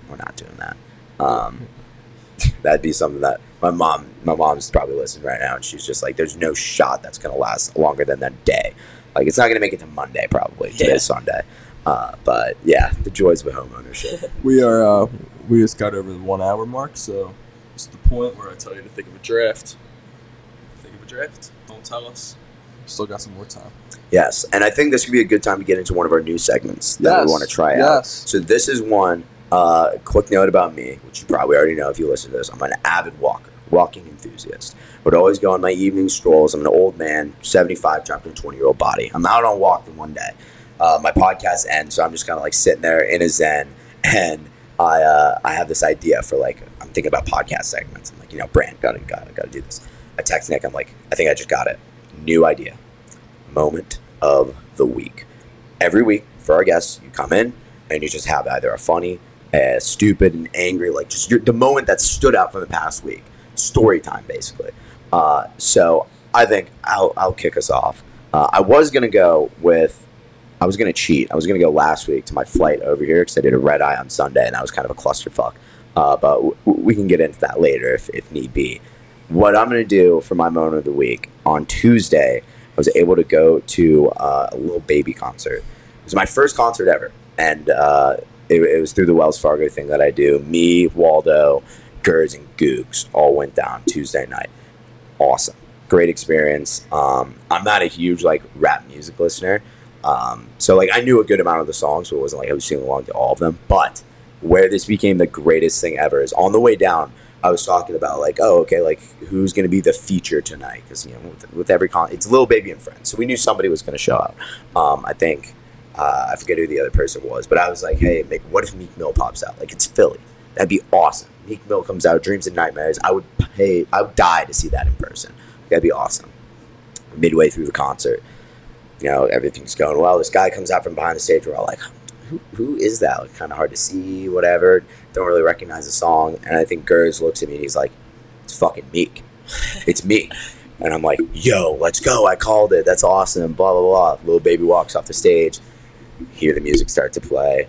The intro to Dreams and Nightmares. And I literally just like stood there, and it was an out-of-body experience where I was just like so euphoric. Like, oh my gosh, this is happening. This is happening. And it was awesome. So that's my moment of the week. Shout out Meek Mill. We'll get you on the Lax Lounge. All right, let's hear yours. So mine isn't a cool moment per se, but it was more, we had our meeting. We all were in the same room together. Coach DeLuca walks in, proper attire on. I'm talking belt, khakis, striped polo. Striped polo. Striped a lot of polo. stripes. Bold fashion decision, but only DeLuxe could pull that off. Yeah. Coach, I know you're listening. You look great. always looks great. But yeah, no, I think it was just getting everyone in there, seeing everyone in the same room, seeing that the group of guys that are going to come back, like, we're here, we're ready, like, that got me going, that got me hyped. And then shout out Jerry giving that speech, that got me going. I had some goosebumps going. I was like, oh, I was like, come on. I was like, let's get the season rolling. Jaws got away with words. Yeah. He hit the nail on the head perfectly. And he said it in his Jerry tone, where it's like kind of that same thing of, okay, if Jerry's going to stand up and say something, it means a lot because he cares. Yes. And my favorite part about that meeting was when DeLuca walked in, stood up at the front, and he was like, all right, boys, dap up the person to their left and right, say what's up to each other. And we all went around the room, just the biggest dabs, hugs, all that shit. I sat down, I looked at Jules, I'm like, my hand is bright red because of how electric these dabs are. Like, just totally set the tone for the year. So I was also very fired up after that meeting. I told Nick, it was a great meeting. That was like, I think you said it was a good meeting, and I was like, no, that wasn't good. That was great. Yeah. That was awesome. So, great pick right there. Love it. So, my moment of the week was in public relations. Shout out Jana. This is her second shout out of the day. She's a popular figure. She is. We had 7 lacrosse players in that room, and we all sat at the same table. And that table was made for 6 people, but we had 7 sitting there. So that was my moment of the week. We stick together. Yeah, I loved it because I think I got there first. Then you walked in. I was like, hey, let's go. I knew that you were in the class. Nate walks in. I'm like, this is going to be trouble. All right, we got the big 3 here. Riggs walks in. We're like, let's go, because we knew Riggs was going to be in the class too. Like, awesome, that's a great 4. I was like, watch like Kirk and TV walk in here. Not even a minute later, you just hear the big Shandy coming down the hall. You see Tommy with his fucking laptop in his hand. He's got that smirk on his face. Walks into the classroom. He's just like, oh boy, this is going to be a good one. Plop down, and like Kirk was the one who didn't have a chair, and so he just like squeezed right in between me, like probably even tighter than we were right now was how me and Nick were sitting. Shandy just comes right on in between us, and he's like, I'm sitting right here. And then I think Jane, our professor, made a comment about how like, oh yeah, this is the athlete table. Like, do y'all play a sport? We're just like, all at the same time, like, yeah. She's like, what sport? Lacrosse. Like, everybody at the same time, we're like, oh, okay, that was kind of creepy. And she was like, all right, I'm going to make a note next to each and every one of you, okay? Like, let's just have a little yellow star right there. Yeah, that class is going to be pretty fun. It's going to be a good time. I'm excited. Yeah, she seems cool. The conversations we were having, too, were dope. She's going to try to warp our minds. She's going to warp our minds by week 15. Yes. Like, that's her goal, to change our perspective. I don't know. I have a warpable mind. I'm a very flexible guy, so I'll try and be warpable. Yeah. Maybe you should be the guy at the end who's just like, nah, didn't work. Yeah, it didn't work. Nope. Still stubborn. Still thinking about that. 6 of those if you're not gonna.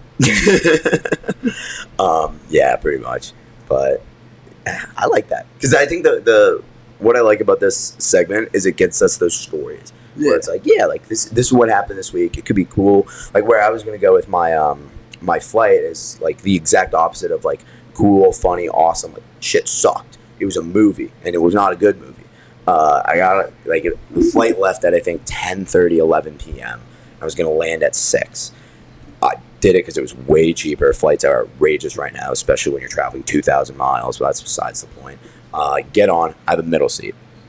I moved my flight up 3 days. I was supposed to fly out on Wednesday. Moved it to Sunday so that I can have like the extra week to kind of hang out with guys, get back adjusted, get in that groove. So all I had was the middle seat available. Sit down, whatever. Kid to my left, kid to my right. Guy to my right in the window seat, wearing a mask. I guess he had gotten off of a cruise from Alaska. And I'm kind of just like, oh boy, this doesn't sound good. He looks at me and he's like, hey, so my dad's sitting at the window seat behind us. Like, would you mind it switching with him so we could sit together, that kind of stuff? I was like, absolutely. Don't have to ask me twice. Don't pull my arm. The dad's all in on it. He's on the window. The 2 people next to him, it's an older couple, and they're not too fond about the whole like moving seats idea. So they kind of just stay put, and they're like, yeah, like that's kind of a lot of work for us. Like we don't really feel like it. And the dad's like, wait a minute, like I actually kind of want to keep this window seat. Like I can lay my head here. I can rest up. I turn around. I'm like, like, just rub it in. Keep rubbing it in, please. Guy to my left. So plane takes off, whatever. The kid in the mask is coughing the entire flight. I'm not a germaphobe, but like, I'm a smart cookie. When you come off of a cruise and you're coughing, I don't like that. Kid to my left started out where it was, just him and his family, and then his dad and him switched seats. It's like, okay, cool. The dad could not stop fucking tapping his foot. And I don't know if you know the unwritten rule on an airplane. If you have the middle seat, you get both the armrests, or like you at least get one, because you're already getting fucked over by sitting in the middle. Are you shaking your head? It's unwritten rule because I've never heard of it. Yeah, it's an unwritten rule where it's like, so how about this? It's something that I do as a courtesy. It makes a lot of sense. If I am the aisle seat, I'm not taking my right. I literally just said it. Fuck the armrest. Armrest, yes. I love just when my brain freezes. I'm not taking that armrest out of like a courtesy for the guy who's slumming it in the middle next to me the entire time. This guy didn't understand that, so he's all up in my business. The other kid was all up in my business. I'm just like kind of tight, like don't touch me, let me try to sleep. Took a lethal dose of melatonin before that flight. Didn't work. Don't talk to me about melatonin. Do you have a melatonin addiction too? No, I've been better. Yeah. But at points it was bad. My senior year of high school, it was bad. Or I think it was either junior or senior year. I still have like the bottle that's next to my bed, like no matter what. I only try to use that in case of emergencies, but like literally before the flight, I think they're like 5 milligram little gummies, maybe 10. I popped like 4 of them. I wanted to be senile on that flight, and it did not work at all. I got maybe an hour of sleep. And then landed, Gers picks me up, comes straight back here, go over to Nate's house, and I'm just like, it hits me where, I have no sleep right now. We're just like walking around. It's East Coast time, so I'm still thrown off my like internal clock. Yeah. And I'm just like, I don't know what's going on, but I need coffee. Can we please go to get me some caffeine? Like right now, I'm going to die. Then I took the best power nap of my life. Felt like $1 million. So traveling is very fun. Red eyes are not. Yeah.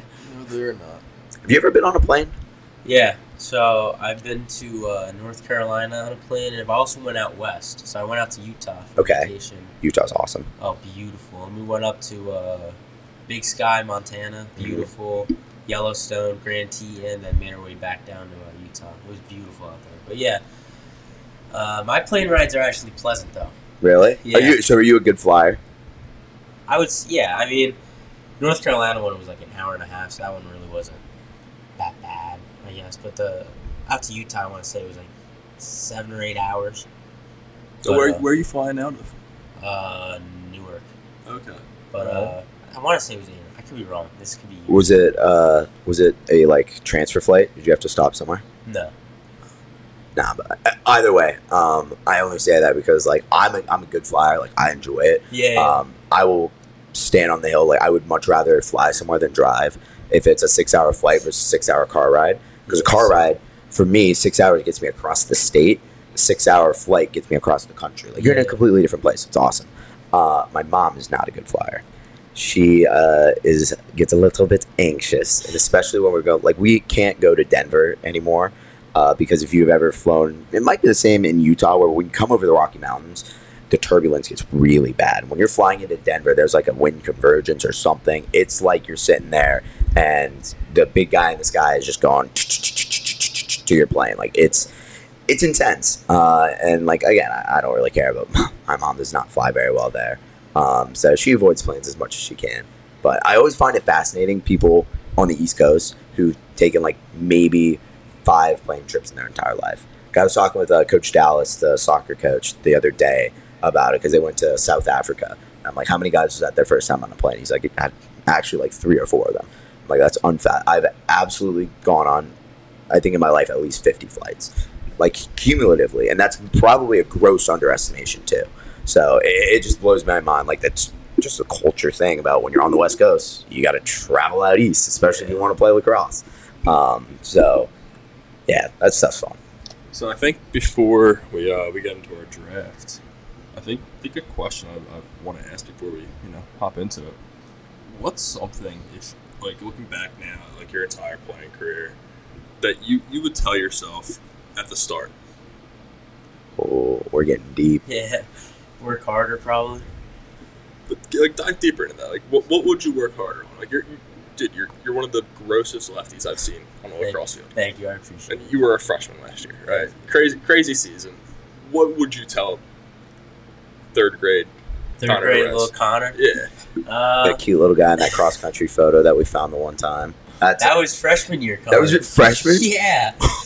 That wasn't third grade. We'll put We'll put that on the Instagram post for this. But I stole your thunder. Oh no, so I say work harder in the aspects of like stick work specifically, just because stick work, it goes back on everything, like catching and passing, and it's like the building blocks of lacrosse, right? Like you can't play lacrosse if you can't catch and throw, right? And in hindsight, throwing the ball is passing the ball to, if I'm passing it to you, I take a step down. It's not really that much different, right? I mean, the only difference is like I'm shooting hard, right? I'm passing you, there's a little touch on it, but in the aspect of working harder, I consider myself a very hard worker, that mama mentality. Shout out my boys, but it's just like, all those times, like, out there working on the field where it's kind of like, oh, it's a long day, like that's like YouTube Zen. Like every time YouTube TV, there's a little Zen ad. It's like you're relaxed, right? Me playing lacrosse, I was relaxed. So like me working harder, I would have been a lot relaxed as a kid.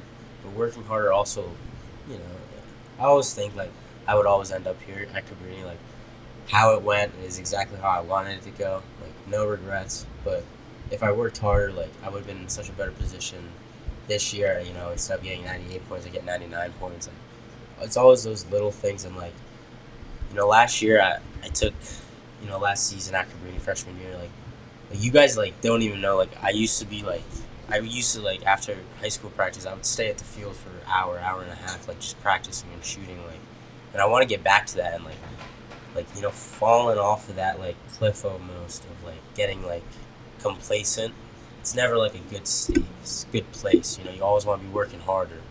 Like a big thing is like you can be the hardest worker in the room, but once you leave that room, I guarantee someone else is working harder. So it's kind of like that mindset of you want to keep working hard, and it's not just working hard for 2 years. It's working hard across from third grade until sophomore year of college. Like you gotta work hard every single day, and if you want to get to the place where you want to go, it's not gonna be easy. You're gonna have to work hard.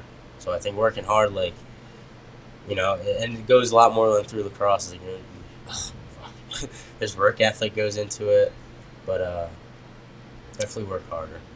Just like I said earlier, you're a wise fucking dude. He's a wise guy. And I God. got one more question. It's another deep one. In 10 years, what do you want to be able to say about your experience in college? In general, more so looking at this year in hindsight. Now, obviously, we haven't experienced this year yet, but what do you want to be able to look at? Like positives, negatives, like what is it? I mean, it's won a national championship. It's been my goal since I was a little kid. I remember watching the Through X documentary, and the extended cut of, I think it was Chris Kavanaugh holding the national trophy up to his parents. Like, it's a dream come true for me to like give that to them and be like, all that time, like he drove me out to Downingtown, PA from New Jersey to go play a tournament where I got recruited to Cabrini. Like, it all comes full circle. Like, if I give them that national championship trophy, and like I owe it to them more than anyone. So they got me here, so I just gotta do my thing. We gotta do our thing, and then that's the biggest thing though. I want a ring, so that's awesome. I think I'll have one last kind of on that same note. If you were go back to your freshman year of high school, freshman or sophomore year, when you're actively in the recruiting process, you're going to these summer tournaments, you're kind of stressing out, it's a lot, it's overwhelming. If you were in that position, knowing what you're doing right now, what do you think little Connor would say? What do you think high school Connor would say or think about what you're doing right now? If he tell you a line, you wouldn't believe this. Like, actually, like, because like sophomore year, like I wasn't really getting a lot of looks from colleges, and it was kind of like, hey, like, why play lacrosse? Like, go have a good time in college, go join a frat somewhere. But my parents kind of talked to me. They're like, hey, like, you've been doing this for so long, like, why stop now? Why not just keep going? I was like, all right. I was like, sure enough, like, I took a visit to Ursinus on Tuesday, Cabrini on a Wednesday, and then I think that Wednesday night I was like, yeah, I want to go to Cabrini. Like, Coach Kofer, like, sold the school to me, Greatest salesman on the planet. Oh, yeah. Oh, obviously. I'll say that to the day I die. I remember Coach DeLuca touring me around, too. He's wearing a national championship hat, just flexing that. I was like, all right. But, no, I love the school, so, yeah. Yeah, I mean, I remember my recruiting process, the way that I think I did this a lot in the Wide episode, where it's like every once in a while I have to, like, take a step back and be like, Dude, you have to realize how blessed you are to be here. Where it's like, I was saying it, I think it might have been this morning. I was talking to Nate. I'm like, dude, life is so awesome. Life is amazing. And, like, my entire mindset with Cabrini shutting down and all that stuff, like, when that went down, I took it as the reason to be, like, kind of like what you said. It's like, we got one last ride. Like, why leave? Yeah. I'm in such a good position right here. What would I get out of it if I went somewhere else? Like, even if you're stressed out about, like, I get in my own head a ton. And I just always have to think back to sophomore year me or junior year when it was COVID and I was injured and I was going into surgery and I didn't know if I'd ever play a high school lacrosse game again. And it's like, I go back to that feeling. It's like, if I realized that that kid didn't think that I could be here, nobody thought I could be here. Like, holy shit, you beat the odds. Yeah. So I don't know. That's something that I always find myself, especially like midway through the season when it's the dog days. And you're like, what am I doing here? Yeah. It's like, wait a minute, I remember when I'm here. Mm-hmm. So I think the recruiting process, like, especially for someone who like isn't highly recruited, like, it sucks because like you're reaching out to the schools, like all that. But like for anyone who's listening, like the right school will find you. Like the right school found me, and I'm sticking it out another year. Like genuinely, like the best decision of my life. Like the right school will always find you. Like you don't have to stress. Like enjoy every part of it, and like you know, I always joke around. Like I always text the kids. Like you know, September 1st, the 25s are allowed to start talking to coaches. I texted them. I'm like, hey, it's gonna suck, but make the most out of it. Enjoy it. Don't let it get to your head. At the end of the day, the right school finds you. It always will. It'll always work out. You just gotta keep working. exactly. I think that's a great note. All right, let's hop into our draft. What do you want to draft? What's on the top? What's at the top of your head right now? I was thinking of a couple things. We were talking about athletes, so I'm thinking top 5 athletes. Ooh. I like that. Okay. I like that. Start off with that. You want to go with it? It's your call. Yeah, let's rock with that. Okay. Awesome. So you do have first pick. First pick. Obviously, no picks can be repeated. Nope. It's not a snake draft. It's going to go back to you after either me or Fridge go last. And me and Fridge are going to rock, paper, scissors. We're so back. No more coin flips. No more trying to guess if it's going to be tails. It was never tails unless Nick called it. But It was always tails. honestly, I got to say, that was fun. That was hilarious. It was a good time always. Especially because the first time we did it, we're like, yo, let's just try this out. And it wasn't working. Where it's like, oh, fuck, we're going to be here for a while trying to guess this coin toss. But everyone that talked to me said that they thought it was hilarious too. Yeah. So, doesn't matter. Love Back to rock, paper, scissors. Love it. Already. Let's see. It has First pick of the draft. first pick. Let me, Athlete's draft. Yeah, athlete. We're not just talking like Any any sport. any sport, anything, and we're talking like all time. yeah, exactly. All right, I'll go first pick. I got Bo Jackson. Bo Love it. Jackson. That's Wow. the universal first pick. Yep. I was thinking it. There's actually a couple like there's a good 2 through 5. Yeah, I'd say. yeah. I'm not going to lie. I thought you were going to go with Kobe. I was like, I almost said, like, can I actually just take the pick for you? You're going to take Kobe Bryant. So, caught me off guard. That's the right pick, I think. Bo Jackson was a fucking Can't wait for beast. people to see us actually rock, know. paper, scissors. Ooh, let's go the 2-shot here. Two We're gonna mess shot. around. Look at Actually that. switch it. Wow. Ooh, we're here. Okay. I'm doing this lefty. I don't like this. Ready? Rock, paper, scissors, shoot. Okay. He cut me. It's the best 2 out of 3. Rock, paper, scissors, shoot. Oh, Money. Cut the cameras. Cut the Money. cameras. We're done. We're done with this. All right. Yep. I'm gonna go with Dion. Damn. I was thinking Dion. I think I forget what I was watching. Oh, it was like a career video on YouTube where it was like him coming from high school, college, his entire story. Insane. Like all the stuff that he's gone through, not only like playing in the MLB and the NFL, but also like he struggled with, I'm pretty sure, a very bad addiction, family problems, and then he kind of just flipped the switch. Got the big win yesterday. Shout out Coach Prime, Colorado taking down His son TCU. is a dog.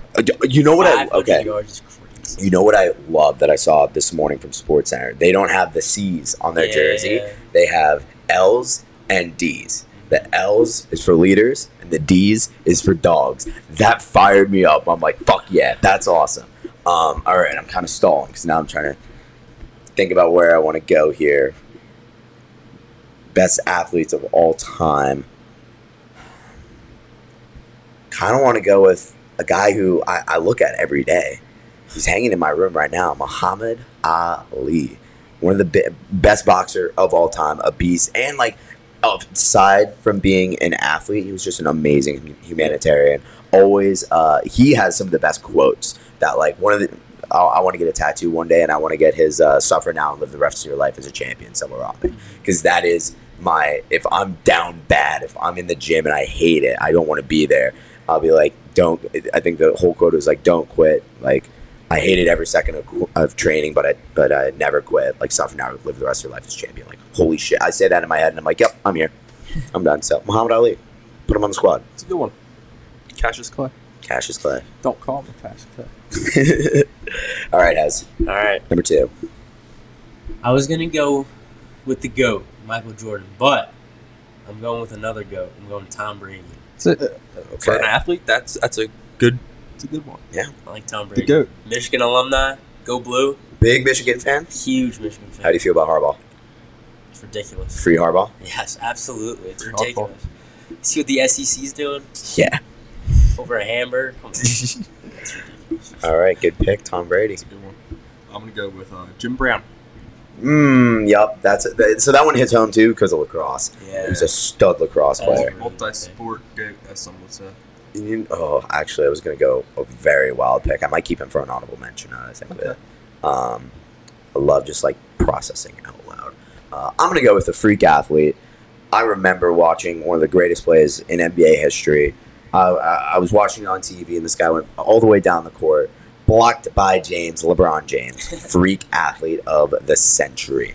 It's a great No comment. Because also, if he did play football, I think he could be in the NFL right now. It would be insane. It would actually be crazy. When he was a tight end, longevity would be less, but when he was a tight end in high school, he was a freak of nature. I think he was the #1 recruit in high school football. Yeah, I think in Ohio he was. LeBron James, welcome to the squad. What, 6'6", 250? Something like that, shredded to the bone. Unit? Yeah. Crazy. All right. Third pick. Going with the Philly boy, Allen Iverson.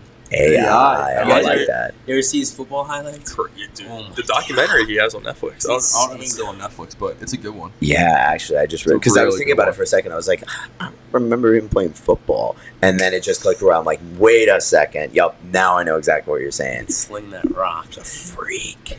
And when he was at Georgetown, like an underrated career that he had in college. Like, I don't think anyone really talks about how legendary he was at Georgetown. Yeah, he won't #1 overall, but it's not one of those where like, oh, Jimmer Fredette. Like, he didn't have that big moment. I don't think he just had a consistently great career in college. Yeah, I'm gonna go third pick, Iron Mike Tyson. Mike Tyson, okay, I like that. Shout out the Hangover movies. Yeah, was actually watching that last night. Yep, those are iconic. Where do I want to go here? So I got Muhammad Ali, LeBron James. Let's go. You know what? I need some girl power. I need some girl power in my life. Give me Serena Williams, best tennis player Great pick. of all It's a time. great pick. Yeah. See, I got everything, the entire spectrum here. You could double up with her sister. I could. You could. Maybe. Who knows? Do I get Serena and Venus as like a pair for one pick? Because they're the best doubles duo of all time. Could do Sue Bird, my queen. Brianna Stewart, she will be. Sabrina Ionescu, dog. Kelsey Plum, dog. True. Huge WNBA guy. Hope Solo. Dog. Dog. All right, fourth pick, Hezzy. I just had that. So this pick, going John Jones. It's a great Ooh, pick. yup. Okay. Now listen. Not just John Jones, though. The whole family. The entire Jones family. Yeah. Those guys are dogs. Okay. I'm taking John, but look at the family. That's what I'm going His on. brothers.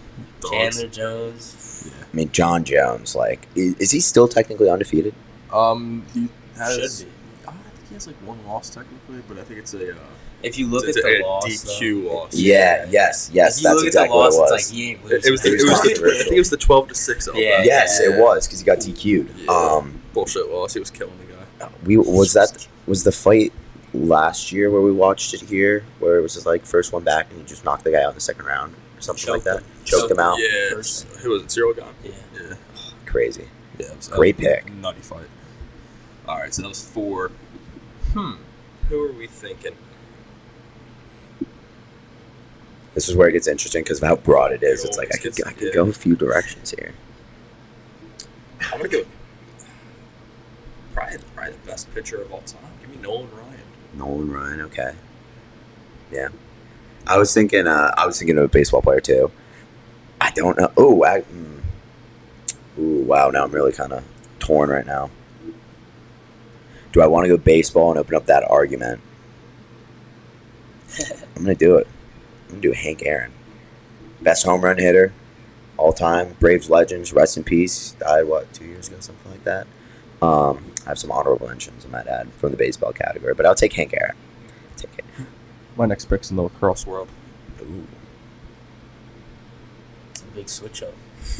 Or the Lax Lounge. It is up to you, Mr. Hesitation. I'm gonna go with Kobe.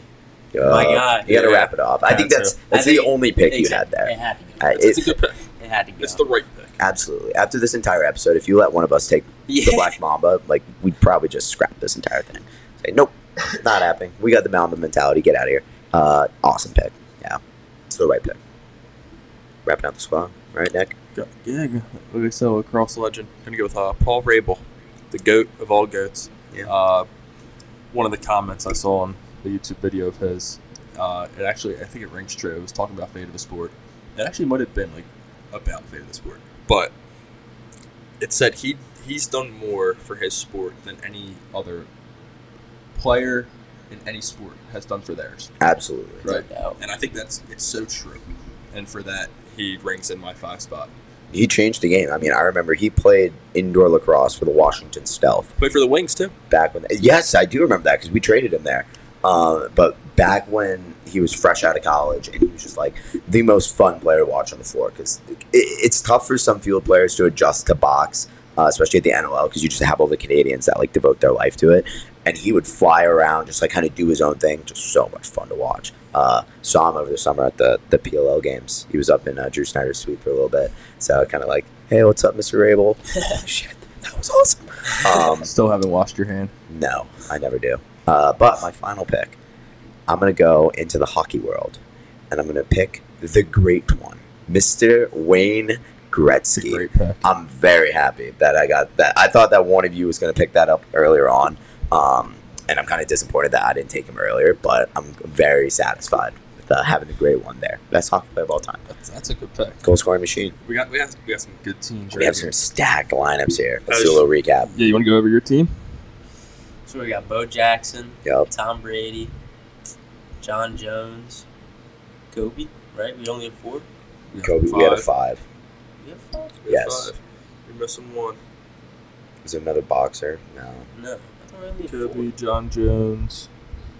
I have 5. I have 5. Do I have 5? No. Yeah, because I have Hank.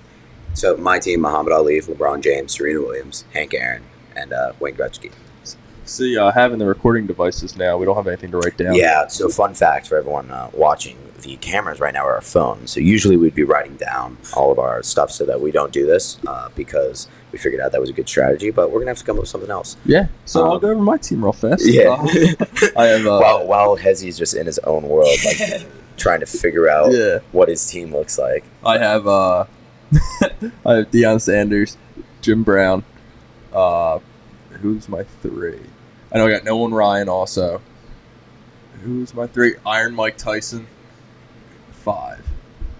Your last pick. Paul Rabel. Paul Rabel. Yeah. The GOAT. Remember yours, not mine, though. The GOAT. Yeah.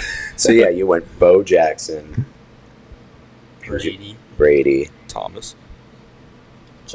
John Jones. Kobe. Who was that 3? It was that 3. Think of the sports we talked about. Allen Iverson. Allen Iverson. Yeah, all right. Boom. Practice. All right. So LeBron, Ali, Gretzky, Serena Williams, and Hank Aaron.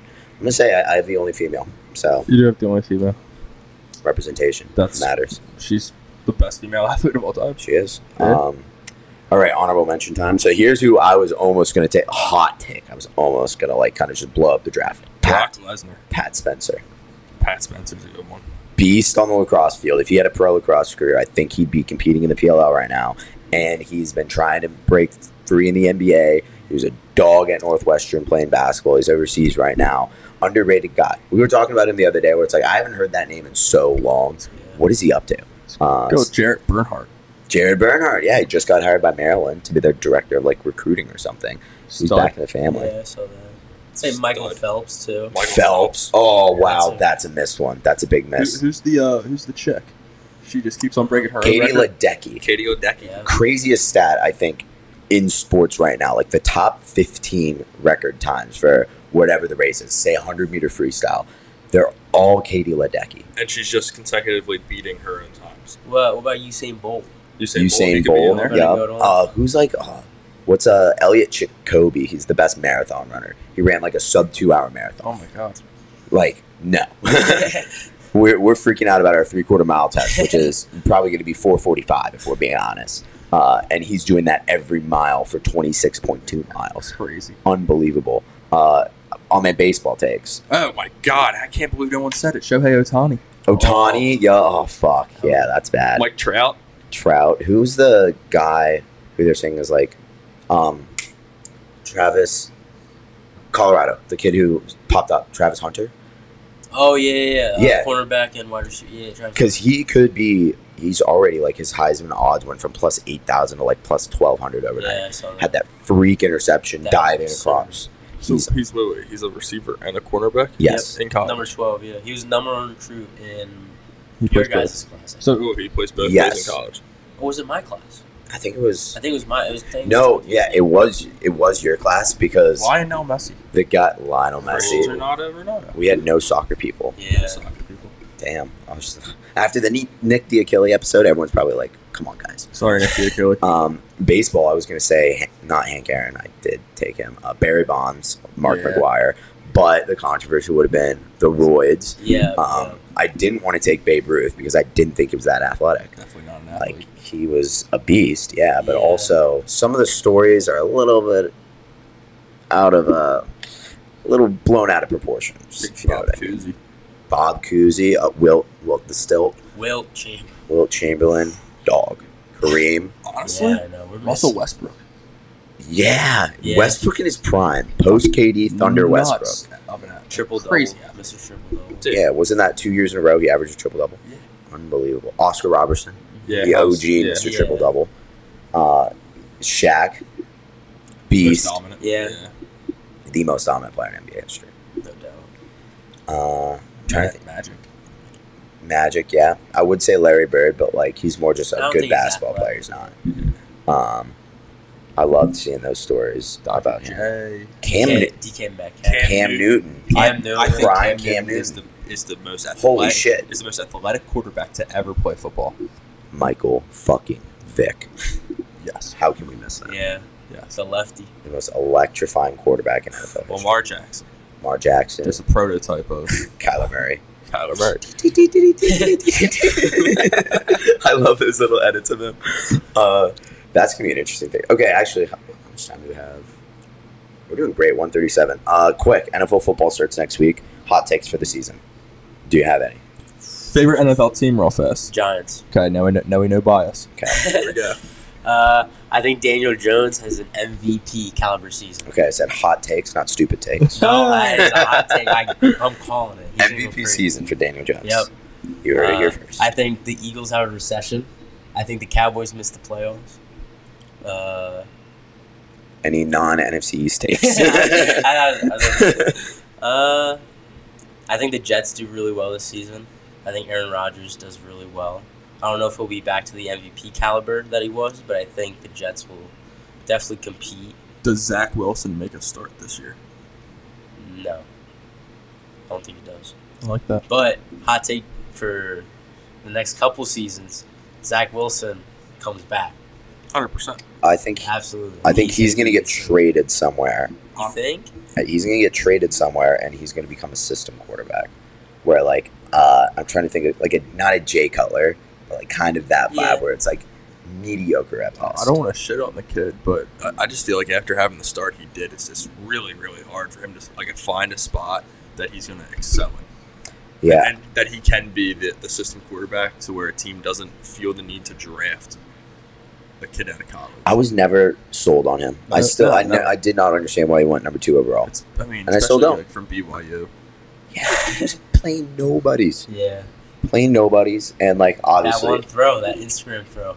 That's what got him paid. Yeah. I love saying this as like a guy sitting on his fucking couch right now, being like, "Yeah, he was a horrible quarterback there. Like I could have done so much better." Like, no shot. I'm a Division III lacrosse player, but I like to talk about sports.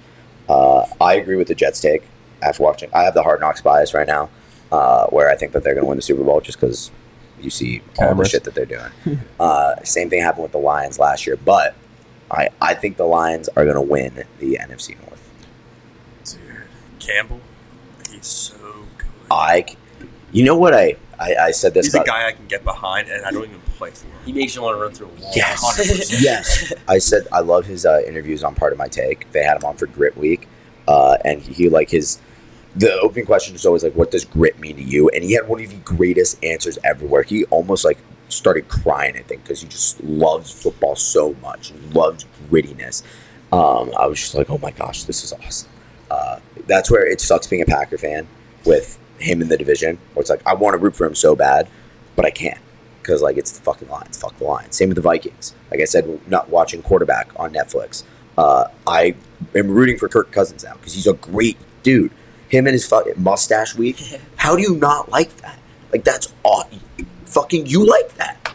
You like that game. But Bears still suck, so I'm not worried about them. Justin Fields, I do think that he's going to put up solid numbers this year, but I don't know if it's going to be anything too crazy. Yeah, he got an extra weapon. Was it DJ Moore they traded for? Like, cool. But the Bears still suck. And then Packers are going to win the Super Bowl, so watch out. Must suck being fans of irrelevant teams. Jordan Love is going to have, I'm not going to say an MVP caliber season because that's a little bit That's for Daniel Jones. That's an outlandish take that I'm not going to step outside of the boundaries of. Jalen Hurts is going to be the MVP, and the Eagles are going to be the Super Bowl champion. Jordan Love is going to throw 55 touchdowns, 2 interceptions, 4,500 yards, and the Packers are going to go 15-2. Sounds familiar. Who do they lose to? Niners. We're going to lose to the Niners, yeah. First round. And, oh, wow, that was a low blow. That was a low blow. Okay, I want to go grab my cheese head now and just, like, represent. But we're going to lose probably to the Niners. And I think the Lions. I think we're going to lose, drop one game to the Lions. And then the first game we play them, we're probably going to lose. Second game, we're going to wipe the floor with them. There's my take. I like the confidence. It's dumb confidence because I honestly don't think we're going to get to 500 this year. But as long as I'm rallying behind my quarterback because I saw him in the preseason and I saw him in person last year in Philly. He shut me up. So I'm a Jordan Love hater. Was Jordan Love hater. Now I'm on his side. I'm bought in. Go Pack, go. It's a good man right there. Although I am excited to watch the Birds. Go Birds. Speak for yourself. That's all I gotta say about that. Speak for yourself. Damn. That's all I gotta say. Look through me a little crazy here. Alrighty, any final thoughts here? Any shout outs you want to give? Any You'd be here forever. Really? Yeah, I mean, shout out my family, my mom and dad. I was telling Fridgie my mom told me she was gonna screen record this because she doesn't know that you can rewind. You can just like rewind it, but so hopefully she's not screen recording this whole thing. But shout out my mom, shout out my dad, Julie and Kristen, my sisters. Shout out Dane and Lewis. Shout out Coach Hoffman, Coach DeLuca, my man. DeLukes. The Cabrini men's lacrosse team. Shout out Rocco and Nick, and Cavs are gonna be in the link. So Cavs are gonna be dancing in the link. Cavs are here. That was an awesome episode. That was a great episode. Thank you very much for your time. Thank you. Your wisdom, like I said, way above your age. It's crazy because you're younger than me, but you're probably a lot more wise in that department. And, this was a fun conversation, so we appreciate you coming over. Thank you. I appreciate you guys having me on. Of course. Finally, we do have one more shout out. We do it every episode. It's to our favorite artist, a member of our team, the Mullet Man. The Mullet Man. I would say he's probably among the top 100 up and coming artists at the moment. So, especially at Cabrini. Yeah. So, shout out Jules. It's Jules. You're going to shout him out? Shout out Jules, the man. Shout out Jules. Start a family. Thank you, everybody. This was awesome. Thank you for listening. We'll see you next time. Roll Cavs. I be up in the club, but I won't come down cause I be too faded. Everybody wanna walk that talk, wanna talk that talk like we made it. But they all gon' cap, swear to God I'll make the money right back. Bitches be trippin', don't know how to act. You just be singing, don't know how to rap. I really be running this shit like I'm Owen. She like a wave, I'm loving her motion. It's like I'm sipping straight up on the potion. Water be dripping and feel like the ocean. I know that I'm different cause I'm from the other side. She's saying that she want me, girl, that's capping, girl, you lie. Everything I ever did, all I do is right. You could never say it cause you switched up and you lie. Yeah. Had to switch up and you lie. Yeah, I be stargazing. I be up in the clouds, but I won't come down cause I be too faded. Everybody wanna walk that talk, wanna talk that talk like we made it. But they all gon' cap, swear to God I'll make the money right back. Bitches be trippin', don't know how to